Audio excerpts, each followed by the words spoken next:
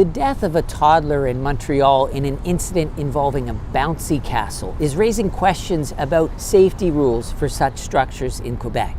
Part of the problem, there aren't really any rules. Il y a des choses qu'on doit respecter, mais il n'y a pas de régie en tant que telle au niveau de la location de jeux gonflables.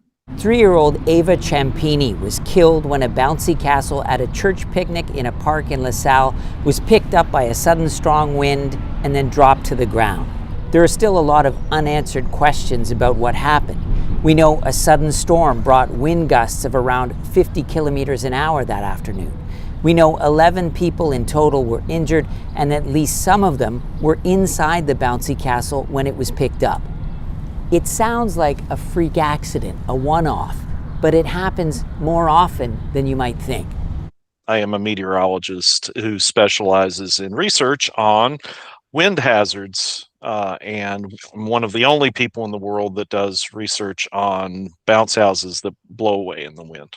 He tracks incidents worldwide where people are injured or killed by inflatable structures such as bouncy castles being picked up by strong winds, including this week's incident in Montreal. Since 2000, there have been hundreds of others around the world, with more than 500 people injured and 33 deaths.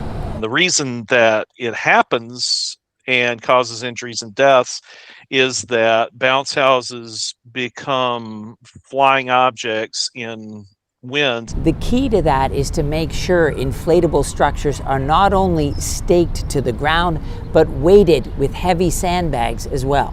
Le but d'ancrer un jeu, c'est vraiment de le tenir en place et nous donner le temps d'intervenir s'il arrivait une bourrasque de vent.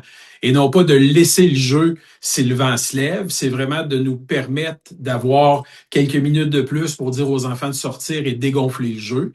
These are basic rules within the industry, but in Quebec, they're really just guidelines. There's no regulations, no certification, no inspections, no enforcement.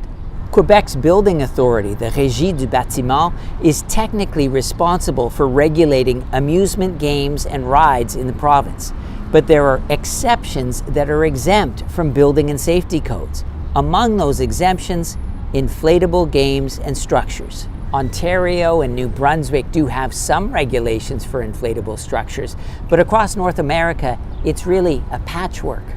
In our research, we dug into the regulations for each state in the United States, and it was all over the map. The state of Nevada has some of the strictest regulations. That's because of 9-year-old Lizzie Hammond. She was playing in a bouncy castle at a backyard birthday party in 2019 when winds picked up. As she went in, the bounce house started to lift with a gust of wind. There were 4 kids in it.